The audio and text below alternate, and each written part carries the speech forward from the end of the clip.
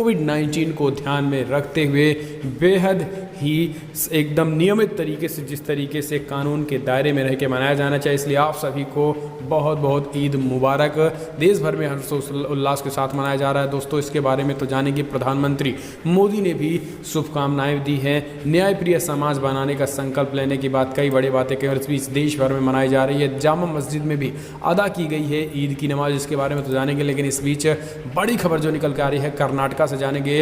विपक्ष के विरोध के बाद पाठ्यक्रम में टीपू सुल्तान इस्लाम पर अध्याय हटाने पर पूरी तरीके से रोक लग गई है, यानी झुकी है कर्नाटक सरकार। तो वहीं राफेल के असली हीरो हिलाल अहमद के बारे में जानेंगे, जिन्होंने पाकिस्तान के खिलाफ सर्जिकल स्ट्राइक में भी हिस्सा लिया था, लेकिन गोदी मीडिया एक भी बार शायद इनके बारे में चर्चा नहीं किए होंगे। और इस बीच आपको बता दें कि बीजेपी सांसद ज्योतिरादित्य सिंधिया की बढ़ गई मुसीबतें, राज्यसभा निर्वाचन को कोर्ट में दी गई है, चुनौती रद्द भी हो सकता है, इसके बारे में जानेंगे। और इस बीच जम्मू कश्मीर से महबूबा मुफ्ती की बेटी ने बड़ा ऐलान किया।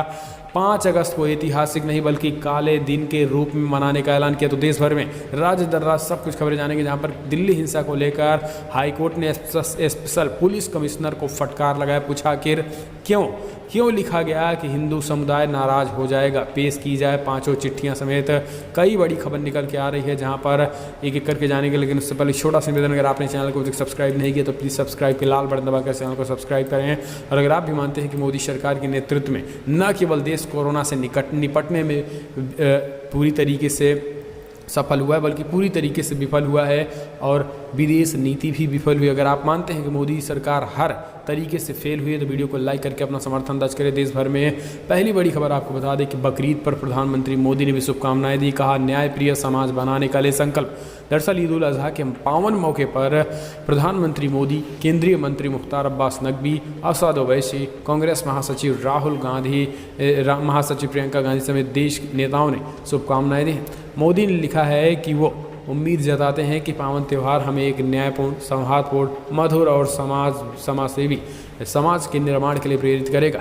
प्रधानमंत्री मोदी ने कहा है कि वे उम्मीद जताते हैं कि बकरीद का ये मौका हमारे बीच भाईचारे और करुणा की भावनाओं को बढ़ाएगा। तो वहीं प्रियंका वाड्रा ने भी कहा है कि आप सभी को ईद उल अजहा की ढेर सारी मुबारकबाद। इस मौके पर मैं आपकी सारे मुल्क में अमन, चैन, भाईचारे और तरक्की की दुआ करती हूँ।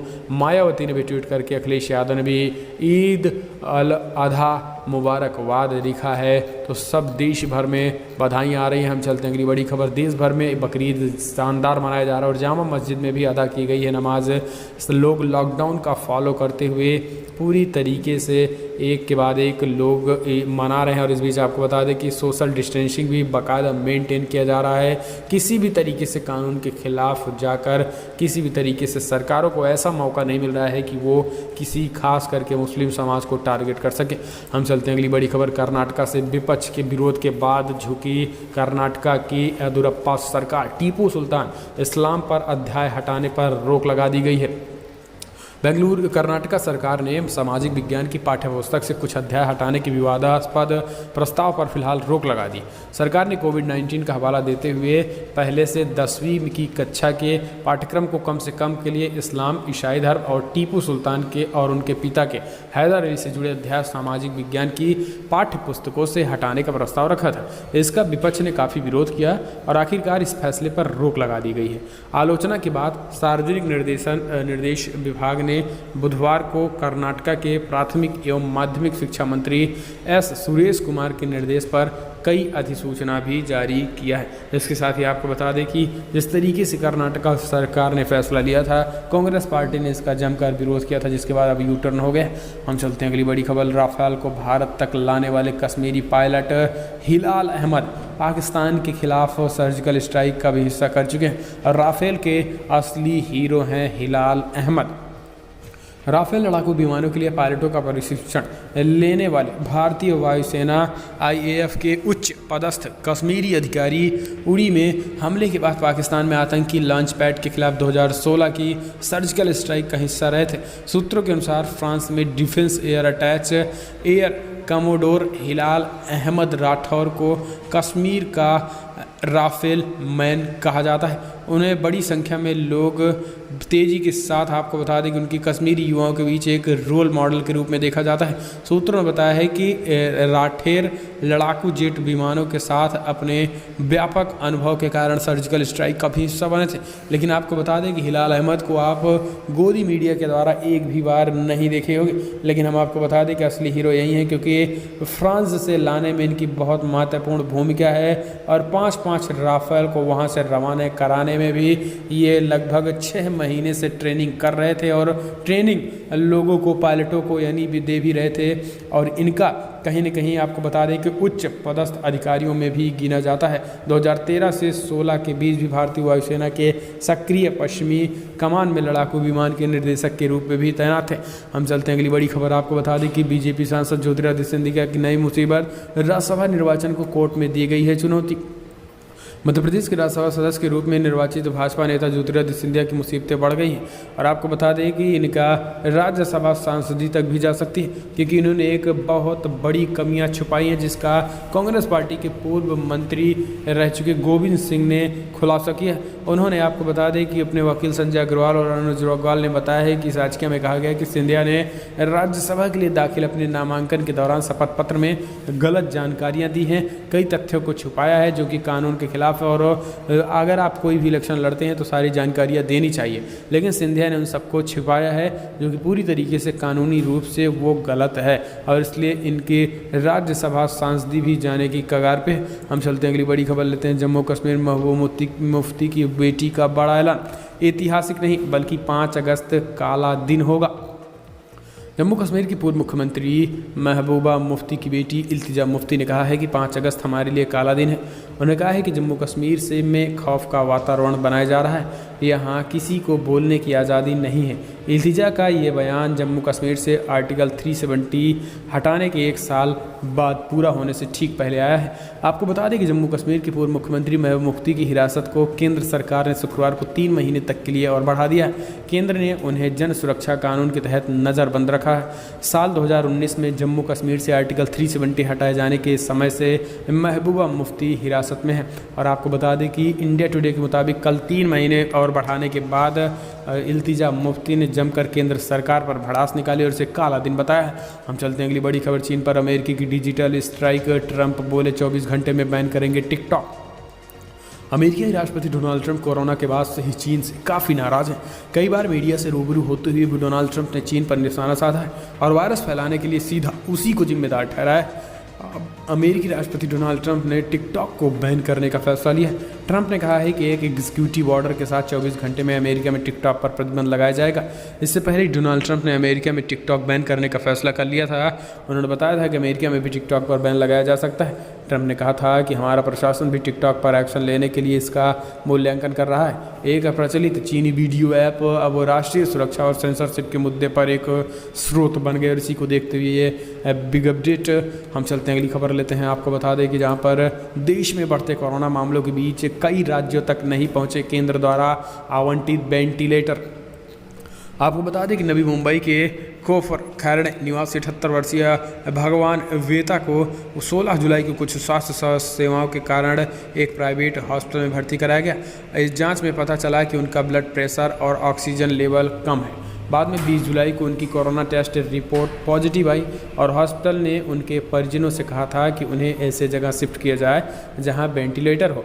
वेता के दामाद अशोक टिंडल ने मुंबई मिरर को बताया कि करीब 12 घंटे तक हम कॉल करते रहे, लगाते रहे, लेकिन कोई कुछ नहीं मिला, ना तो वेंटिलेटर के साथ बेड भी नहीं मिला। और ऐसे में ये जब हमने पूछा तो उन्होंने कहा कि केंद्र सरकार से भी कोई मदद नहीं मिल रही है, टेंडर की बात हो रही है। तो ये आप समझ सकते हैं। हम चलते हैं अगली बड़ी खबर लेते हैं। आपको बता दें कि बिग ब्रेकिंग अपडेट निकल के आ रही है। दरअसल दिल्ली दंगों में हाईकोर्ट ने स्पेशल पुलिस कमिश्नर को फटकार लगाई। पूछा कि ऐसा क्यों लिखा गया कि हिंदू समुदाय नाराज हो जाएगा, पेश की जाए पारुचों की 5 चिट्ठियां।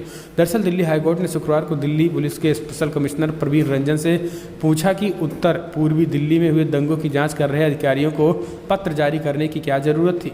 इस पत्रों में लिखा गया था कि दंगा प्रभावित इलाकों में कुछ हिंदू युवाओं की गिरफ्तारी पर हिंदू समुदाय में आक्रोश है। जस्टिस सुरेश कुमार कैत ने सुनवाई के दौरान ये भी निर्देश किया है कि दिल्ली पुलिस के विशेष आयुक्त द्वारा अपने अधीनस्थ अधिकारियों को जो 5 पत्र भेजे गए थे उन्हें अदालत में पेश पेश किया जाए। जस्टिस कैत ने कहा है कि सीआरपीसी के तहत पत्र भेजकर अधिकारियों को निर्देश देने के लिए बात नहीं है।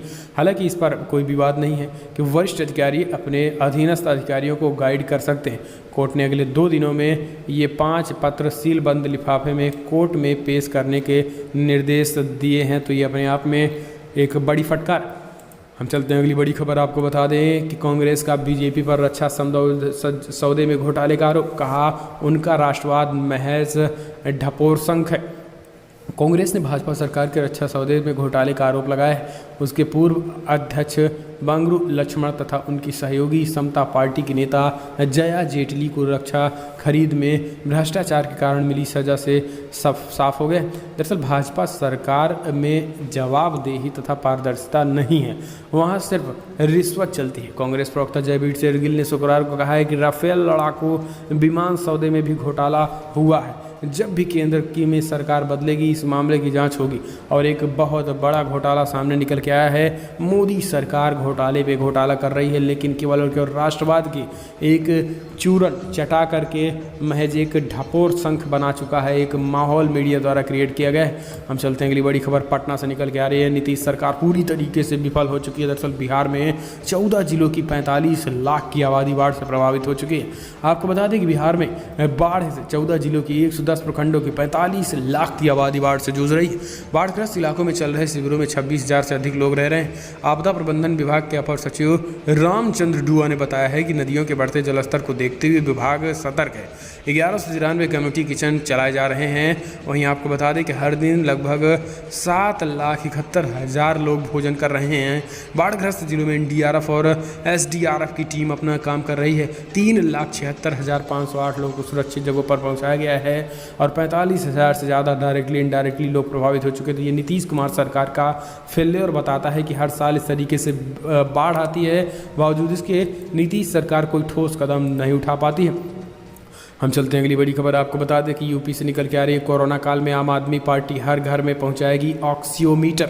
दरअसल देश में लगातार बढ़ रहे कोरोना वायरस के मरीज लोगों पर ऑक्सीमीटर पहुंचाएगी आम आदमी पार्टी। देश में जिस तरीके से ये संकट है, इसको देखते हुए यूपी में भी कोरोना मरीजों की संख्या में तेजी के साथ उछाल दिख रहा है। अब आम आदमी पार्टी यूपी के सभी गांव और शहरों में अपने कार्यकर्ताओं के जरिए लोगों तक ऑक्सीमीटर पहुँचाने का काम करेगी।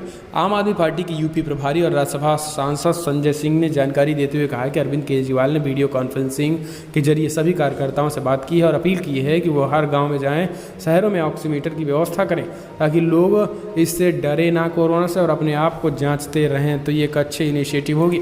हम चलते हैं अगली बड़ी खबर लेते हैं। आपको बता दें कि घरेलू रसोई गैस हुई महंगी। आज से नए रेट में मिलेगा एलपीजी सिलेंडर। दरअसल तेल कंपनियों ने घरेलू गैस सिलेंडर के दामों में इस माह ₹1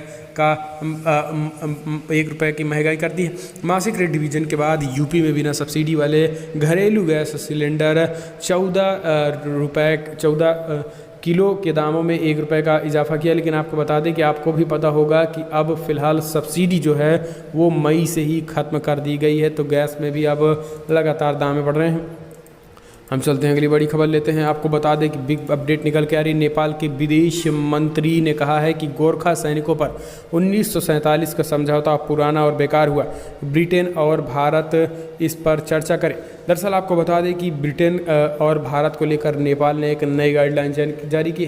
दरअसल गोरखा सेना में जिस तरीके से गोरखा जवान रहते हैं, ये 1947 में एक करार यानी समझौता हुआ था। लेकिन अब गोरखा के लोगों को सैनिक खास करके भारत और ब्रिटेन की सेना में भेजने पर विचार इसलिए किया जा रहा है क्योंकि उनका कहना है कि अब इनका मिसयूज किया जा रहा है, यानी दूसरे देशों से लड़ने और भिड़ने में गोरखाओं का प्रयोग किया जा रहा है। ऐसे में भारत से भी गोरखाओं को नेपाल सरकार हटा सकती है और एक बार अगर ऐसा करती है तो कहीं ना कहीं एक बड़ा झटका होगा क्योंकि गोरखा के कई जवान लद्दाख के सीमा पर लगे हुए हैं। तो ये यानी 1947 के उस समझौते पर विचार करने की बात नेपाल सरकार करने लगा है। नेपाल के विदेश मंत्री ने किया है। तो एक बिग अपडेट ये भी है। तो दोस्तों दुनिया भर के जो आंकड़े निकल के आ रहे हैं, आपको बता दें 1,75,000 के आंकड़े पार पार कर गई, 1,75,000 1,75,94,94,000 कन्फर्म केसेस, 6,80,000 करीब लोगों की मौत हो गई। तो दुनिया भर के कोविड-19 के आंकड़े।